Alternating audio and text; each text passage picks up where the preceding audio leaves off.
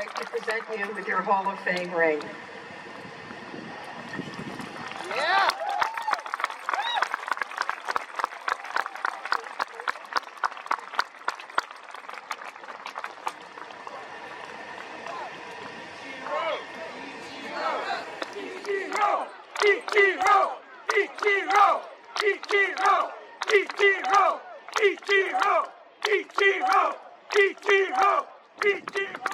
Ladies and gentlemen, member of the class of 2025, Hall of Famer Ichiro Suzuki.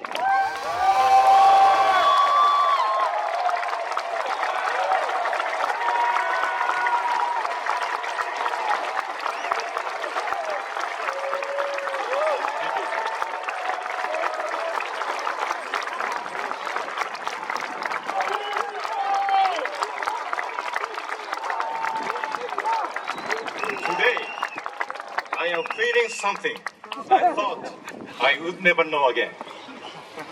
For the third time, I am a rookie. First, in 1992, after the Oryx Blue Wave drafted me out of high school. Then, in 2001, I became a rookie again at 27 when the Seattle Mariners signed me.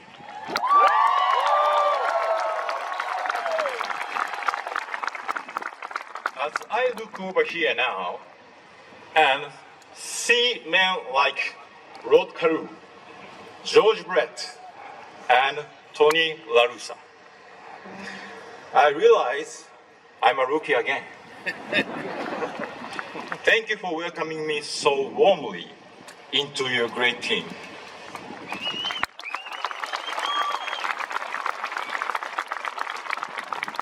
I hope I can uphold the values of the Hall of Fame. But please, I am 51 years old now, so easy on the hazy.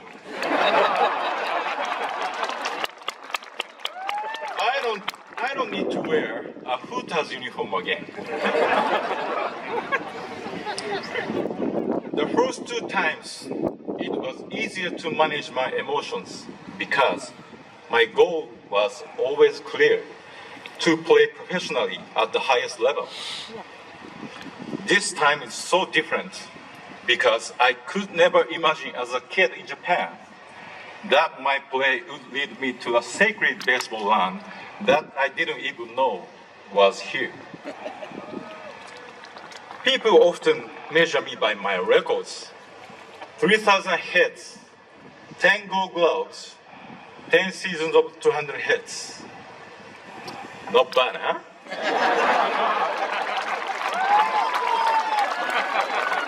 But the truth is, without baseball, you would say, this guy's such a dumbass.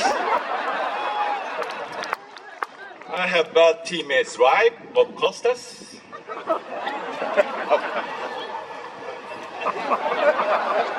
Baseball is so much more than just hitting, throwing, and running. Baseball taught me to make valued decisions about what is important. It helped shape my view of life and the world. As a kid, I thought I could play baseball forever. The older I got, I realized the only way to keep playing the game I love until 45 at the highest level was to dedicate myself to it completely.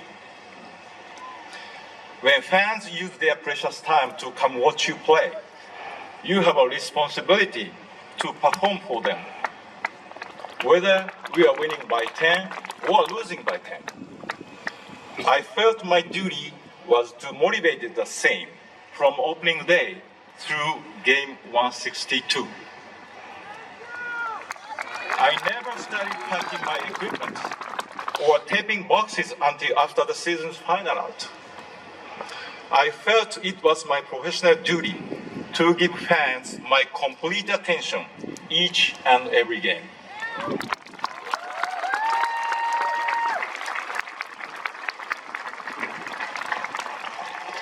Fans deserve to be entertained whenever they choose to come. Baseball taught me what it means to be a professional, and I believe that is the main reason I am here today. Not because my skills are better than others.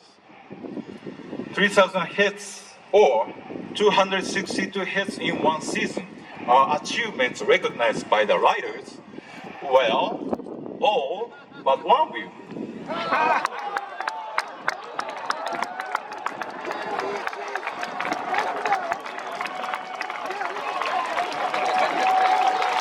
And by the way, the offer for that writer to have dinner at my home has now expired.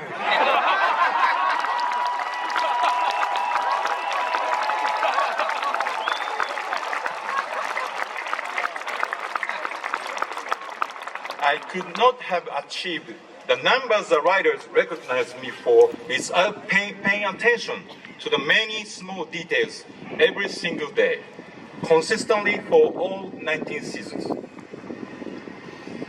I personally cared for my equipment each day because I never wanted to risk a fielding error due to a loose string on my glove or a slip on the base pass because I didn't clean my spikes. Beyond the regular season, I had a serious routine in the off-season too. When I showed up at the camp each spring, my arm was already in shape, waiting for Mariners broadcaster Rick Ritz to say, "Holy smoke! A laser beam strike from Ichiro!"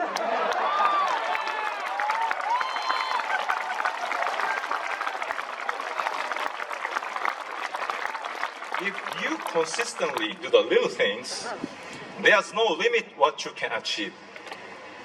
Look at me. I'm 5'11" and 170 pounds. When I came to America, many people said I was too skinny to compete with bigger major leaguers. The first time I ran out on the field, I was in awe of the competition. But I knew if I stuck to my beliefs about preparation, I could overcome the doubts, even my own. I have been asked, what's the best thing you can do for your team? My answer is taking responsibility for yourself. Being responsible for yourself means answering to yourself. When you go home at night and wonder why you didn't get a hit or you didn't make a catch, the honest answer is not because a great pitcher beat you or a tough sun was in your eyes. It's because there was something you could have done better. By taking responsibility for yourself, you support your teammates and you don't cheat the fans.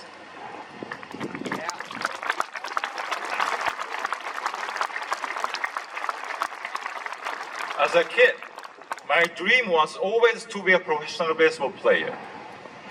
I even wrote an essay about it when I was in grade 6. If I could rewrite that essay today with what I know now, I would use the word goal instead of dream.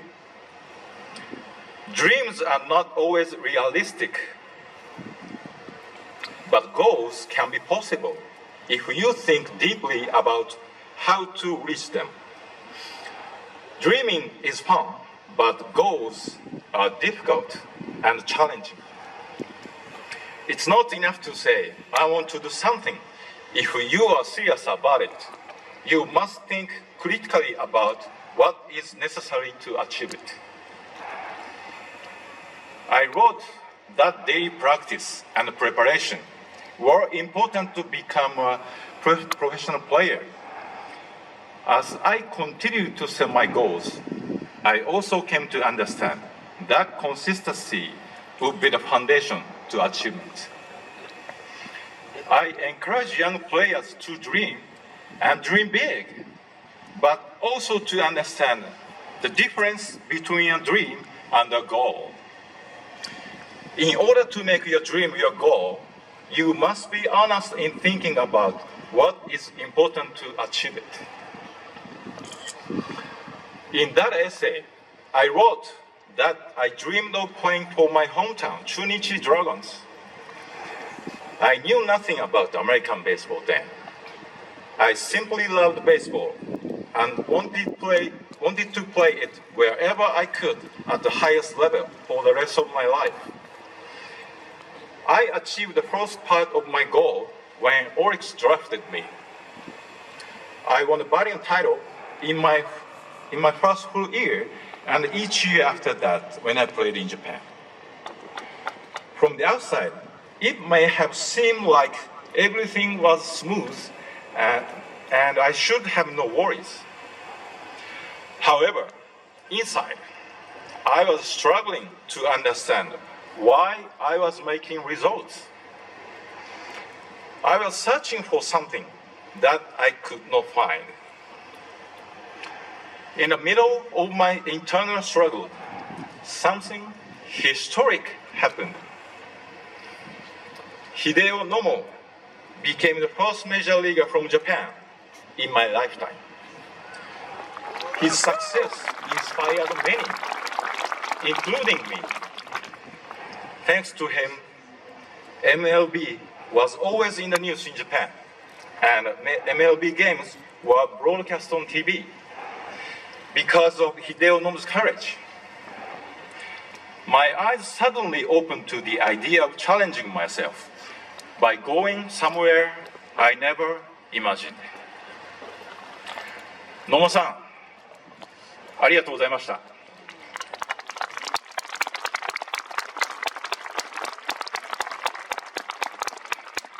I am grateful to the Oryx Blue Wave for allowing me to challenge myself in MLB. I am also grateful to the Seattle Mariners for believing that I could become the first position player from Japan in American baseball.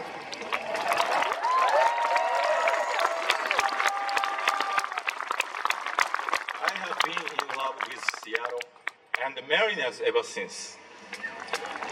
Thank you, Seattle.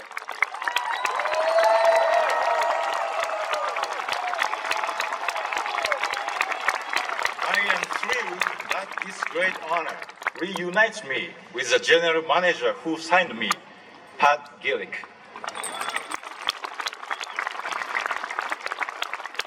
Thank you to Pat and the owners and the executives back then. Hiroshi Yamauchi, Howard Lincoln, Chuck Armstrong, and the rest of the Mariners team.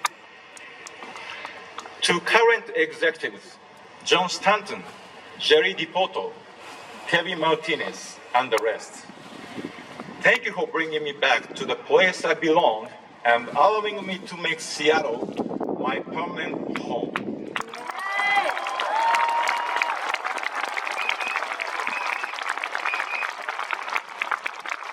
It's an honor to be on a new team with Edgar and Junior and Randy.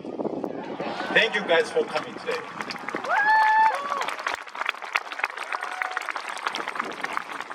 Thank you to the New York Yankees. I know you guys are really here today for Sissy. But that's okay. He deserves your love. I enjoyed my 2.5 years in Pinstripes, and I thank you for letting me experience the great leadership of Derek Jeter and your organization's proud culture.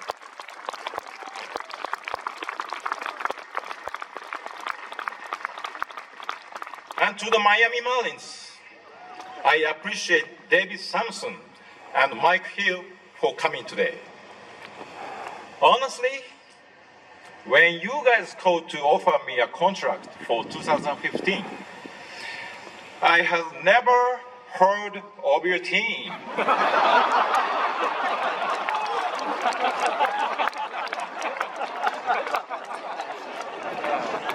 But I came to love my time in South Florida. Even in my mid-40s, I grew as a player, surrounded by all those young, talented teammates.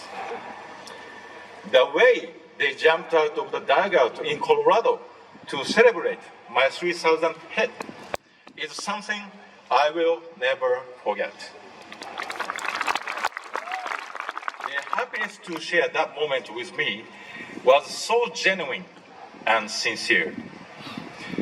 Thank you for giving me the chance to reach 3,000 hit as a Marlin and with those teammates. To my agents, whose importance to me has been more than just business. Sadly, Tony Atanasio passed away before he could know of this moment. I thank him for getting me to America and for teaching me to love wine. and to John Boggs, who believed I could still play at 42 and has been passionate towards my career ever since. Thank you to my longtime interpreter, Alan Turner, and his family for supporting me wherever I decided to play.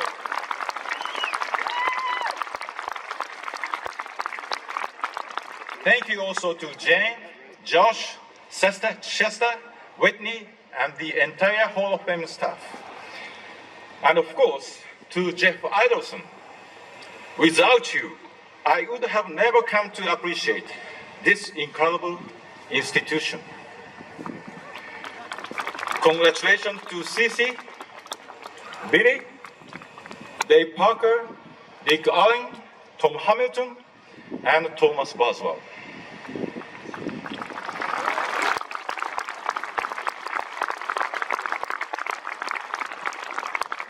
I think you can imagine there was much doubt when I decided to try becoming the first position player from Japan in MLB. But it was more than just doubt. There was criticism and negativity. Someone even said to me, "Don't embarrass the nation." The person who supported me the most was my wife, Yumiko.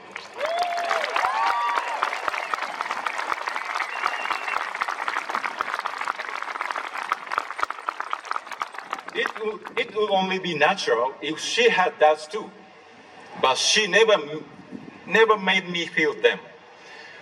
All of her energy was focused on supporting and encouraging me.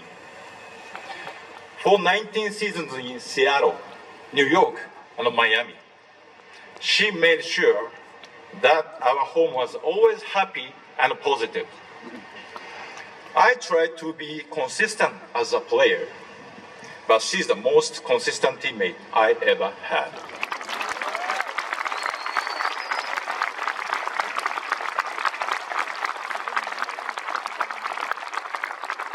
Shortly after I retired, Yumiko and I had a date night.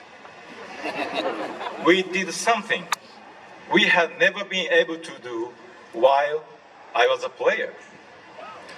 We sat in the stands and enjoyed the Mariners game together. We did it the American way by eating hot dogs.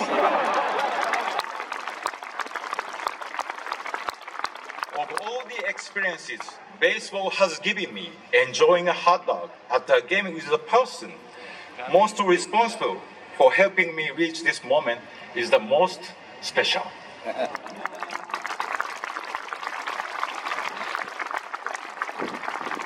Going into America's Baseball Hall of Fame was never my goal. I didn't even know there was one until I visited Cooperstown for the first time in 2001. But being here today sure feels like a fantastic dream. Thank you.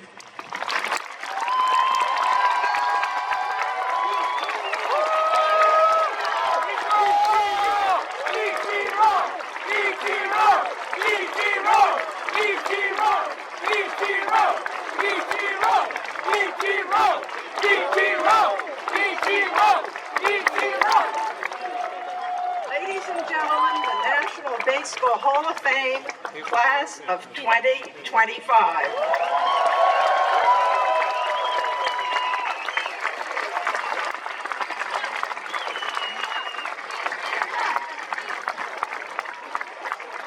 All 5 plaques will be hung in the Hall of Fame gallery within the next few hours, and we hope that you'll stop at the museum to see them. And thank you so much for being here with us for this very special afternoon. Travel safely home, and please plan to be back with us next July, Sunday, July 26th, actually, for our 2026 induction ceremony.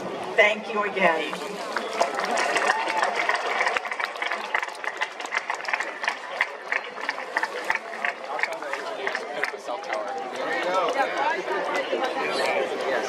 But you don't want it in your back. You want it in the neighbor's backyard. No good to you. Put the vinyl.